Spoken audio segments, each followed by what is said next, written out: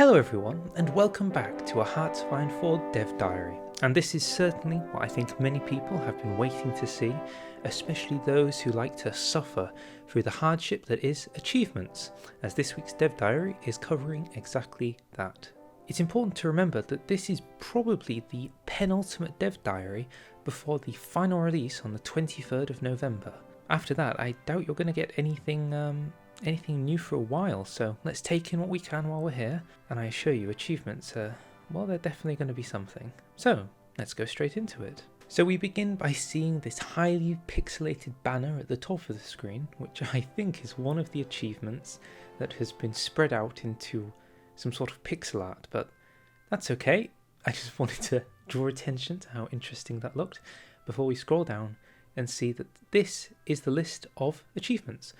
Initially, they pitched to have 49, but they've got down to 20. And I'm going to go off on the bat and say I think that the 20 are kind of easy, but I guess I'll let you be your own decision makers on that one. So coming in at number 1, we have at least they run on time, referencing Mussolini and the trains that are running in his country. As fascist Italy, have max level railways in all your core states. Considering that Italy has no focus tree rework with this DLC, I would consider this to be an extremely easy achievement if you just AFK, build railways in all of your core states, don't go to war with anybody, and you're good. None of your cores are really held by anybody else, so you don't have to war anyone, you just build railways. Next up we have not much fun in Stalingrad, as Germany capitulate the Soviet Union without taking Stalingrad. This is one of those things where I can't guarantee you the difficulty until we know how easy it is to beat the Soviets with the new DLC, but if the previous iterations of Hoi are anything to go by, the Soviets can be quite easy if you know how to play Germany well. So in effect, as long as you make sure that your front line isn't advancing directly into Stalingrad, you just carry on pushing past the Urals and you'll eventually get enough victory points to compensate you for not taking Stalingrad. So yeah, not too difficult, but hey, maybe Russia's a bit stronger since last we tried them. No more partitions. As Poland, be independent and ensure that both Germany and the USSR are either in your faction or don't exist. What you could do to get this achievement, I think, is simply go down the Fash path, and when Germany demands Danzig, you just give it to them, because there's no stipulation that you have to own all your cores, it just wants you to be independent. At that point you can join the Axis, and then some point later in the 1940s, you can join the Germans as they go to war with the USSR, and make sure in the peace deal that you puppet the USSR. That means that Germany will be the faction leader of the Axis, you will be in the Axis, and the Soviet Union, as your puppet, thanks to Germany doing all the work, will also be in the Axis. Next up is Habsburgs everywhere. As Poland, install a Habsburg monarchy and be in a faction with another Habsburg monarch. I'm trying to remember, does the Polish focus tree give you the ability to force a Habsburg monarchy, or is it still chance-based? Because I know they added the Habsburg option as like a bonus additional. Regardless, it doesn't implicitly suggest that you're going to have to involve yourself in World War II directly to achieve it, or have to do a world conquest, so I don't imagine it being too difficult an achievement. The Pope? How many divisions does he have? As the USSR take Rome. Basically, as the Soviets capitulate the Axis, and pray to heaven to Betsy that you're able to take Rome, Italy, in the peace conference. So yeah, farming a lot of war participation to block the Allies from taking it is the key priority. Hello my fellow Zoomers, this is going to be lit, as Lithuania hold the capitals of all of your neighbours. So let me think, what neighbours does Lithuania have? We've got Germany to the south of Memel, we've got Poland, and we've got the Soviet Union, and then to the north we've got Latvia. So effectively you're going to have to go to war with both the Axis and the Soviet Union. So what do we think the best option is to do that? In my head, I'm thinking either a Polish Commonwealth Union and trying to take out the Soviets early, or maybe joining with the Soviets, going to war with Latvia, going to war with Poland and maybe stealing their capital somehow, then Germany, hope you get Berlin, leave the Soviets, then go after Moscow. I think this is going to be one of the harder achievements, I'm not going to lie. It has my name on it. As any Baltic state, conquer the entire shoreline of the Baltic Sea. This achievement is quite simple in what it wants you to do, but is going to be a bit annoying to have to actually accomplish. You're going to have to go to war with most of Scandinavia, the Baltics, Germany, and thanks to Leningrad, the Soviet Union, as well as Poland. So, quite a lot of war, quite a lot of conquest, and it's probably going to require a very hard notion if you want to get it done. Next up, we have this achievement is cheesy, as Latvia form Ostland and occupy Västerbotten, which is located in Lapland. So in order to do this, I believe you have to follow down the Latvia's focus tree, which involves going down the right path and joining with Germany to form Ostland, as well as declaring war on Sweden, who I think are the owners of Västerbotten. It says occupy Västerbotten, not control or like own it. So assuming you can just declare war on Sweden when you're in the Axis and ask for control of the state, I don't think it's too difficult, but I say everything I say with hesitation. You never know when the game is going to make things 10 times difficult. But if that is the case, Ostland should be easily formed with the help of Germany, so I guess we'll find out when we come to it. Esti is Scandi.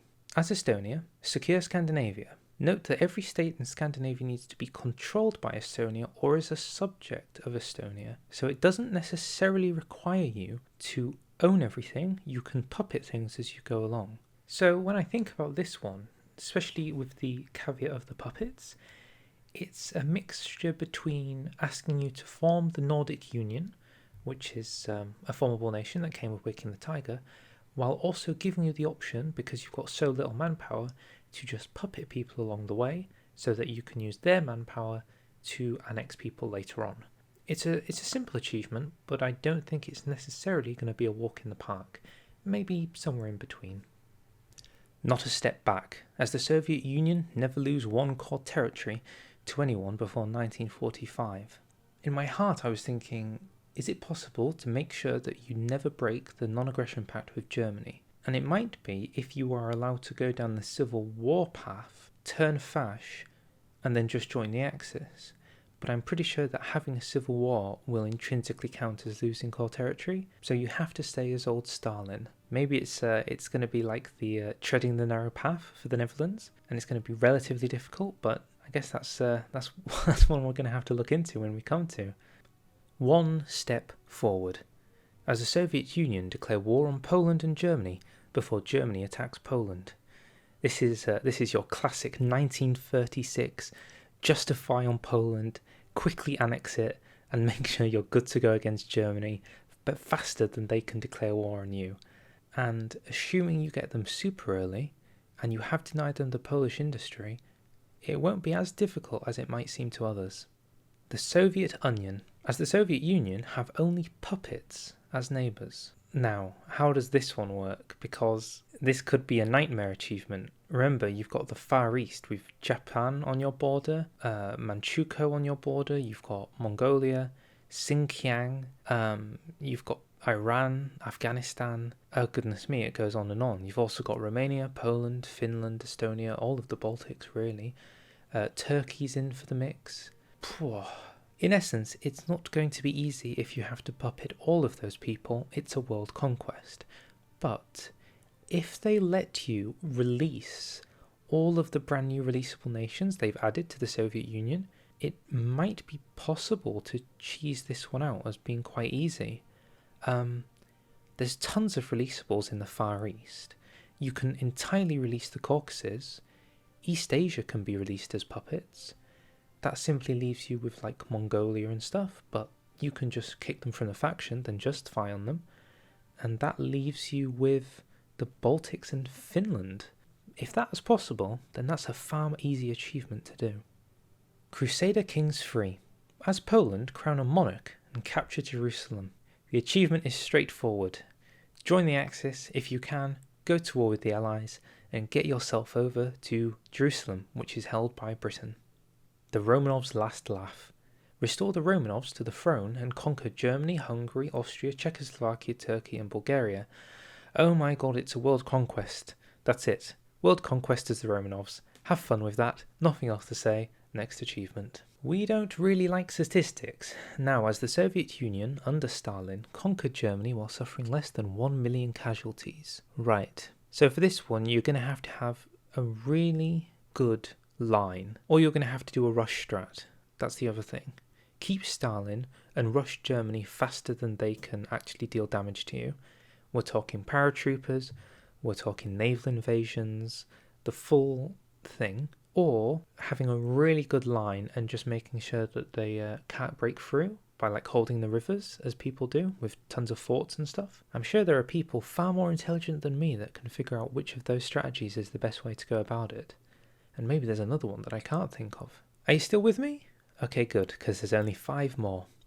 The race for Germany. As the Soviet Union capitulate Germany after the fall of France, but before the Allies control one German core state. This seems to be the 3rd achievement we've got about the Soviet Union capitulating Germany. So after the fall of France, so you're going to be doing this hopefully starting late 39, you're going to want to do it probably sometime before 41. I think this achievement is kind of cheesy because it very much so relies on what the Allied AI is going to do. I mean, you can never really determine fully what's going to happen. I've had games where like the Germans have been so focused on the Maginot in Belgium that the Netherlands have been able to push through in the east and maybe get a state in Hanover. Same thing goes with Poland. Like they really struggle with Poland, and France is able to make just a little push and take part of the Rhineland. So if any of that happens, the Allies have taken a German core state, and that's just a nightmare all over. But assuming that doesn't happen, your ability to play the Soviet Union is tested by getting Germany done as quickly as possible. Next up, we've got an absolute meme of an achievement, Siberian Tiger. As Tanatuva form Siberia. Well, if that isn't a formidable nation and a half, I don't know what is. Siberia as Tanatuva. What's that all about? Is there any world where this achievement is possible where you don't join Germany and piggyback off the success of their invasion and then just ask for the Far East in the peace conference? Because if you don't do that, how on God's earth can Tanatuva beat the Soviet Union? With forts and prayers, maybe. Forts and prayers. Just propaganda. As the Soviet Union activate 30 propaganda campaigns before 1945. So the Soviet Union has a propaganda mechanic that they added to do with the communist historical path, where you can sort of get the feeling that you're promoting the workers to engage in the cause, and you'll get various buffs for doing the campaigns. And each of the campaigns, they have like really cool posters they come with, and this just requires you to do 30 of them. I'm not sure in context how demanding that's going to be, because, well, we haven't played it, but it's definitely something to look into once it starts. Depending on how easy those campaigns are to do, this could be just spamming them out and there's the achievement, or grinding it until 1950s just to get the propagandas done. Around Eurasia in 80 days. Have a railroad from Gibraltar to Singapore. World conquest. That's a world conquest. There we go. That's it. I said it. That's what it is. So just for context, from Gibraltar in southern Spain, that requires you to have basically annexed the United Kingdom, Spain, France. Depending on which way you want to go, you could go through Germany, Poland and the Soviet Union, or you could go through Italy and sort of head that way. I think you're faster going through the Soviet Union, so let's say France, Germany, Poland, Soviet Union. Then once you've got there, you probably want to hop through Afghanistan, down through the British Raj, make your way into Thailand, and finally onto Malaysia, where you'll find Singapore. So in total, that requires a war with... Well, it requires a war with everyone, doesn't it? Your best bet probably is starting as the Soviet Union, because they have the strongest base, and they have like the furthest connection line between those territories.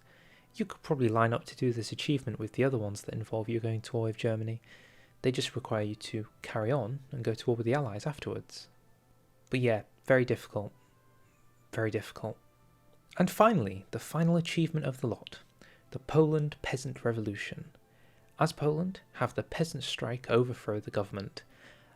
Shouldn't be too difficult in context, because this is just following the focus tree path down until you get the option to get the bright green Poland, was it? I think it was like green, and it's just a civil war. So not too difficult, but definitely flavourful. And that, everyone, is that.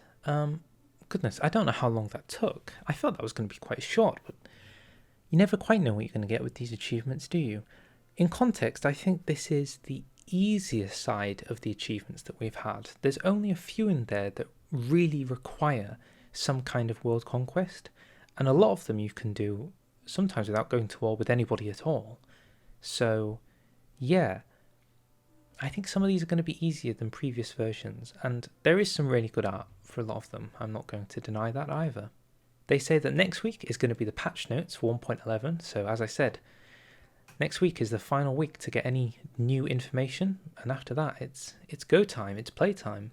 Okay, and with that, hey, have you noticed that in the time that I made the video, they changed the banner? I guess they didn't like the pixel art that they had at the start. Oh well. Anyway, if you enjoyed, feel free to like, feel free to subscribe. I am 100% going to be getting many of these achievements because I don't see any reason why I'd struggle to do so. Tell me what you think is going to be the best. And yeah, thanks for watching. I'm gonna go now. Bye.